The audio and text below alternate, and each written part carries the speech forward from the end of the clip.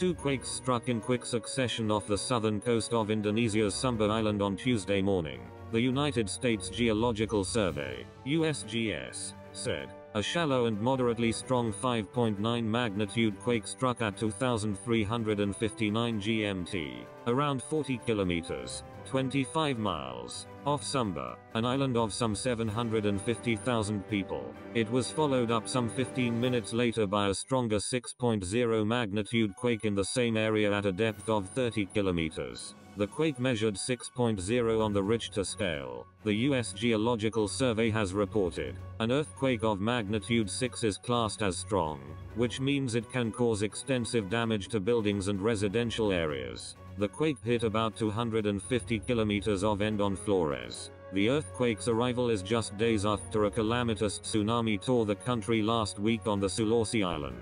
The USGS has issued no immediate tsunami alerts. Indonesia is located in the Ring of Fire region, one of the worst affected areas by earthquakes in the world. It is home to 452 volcanoes, oceanic trenches, volcanic arcs, volcanic belts, and tectonic plate movements.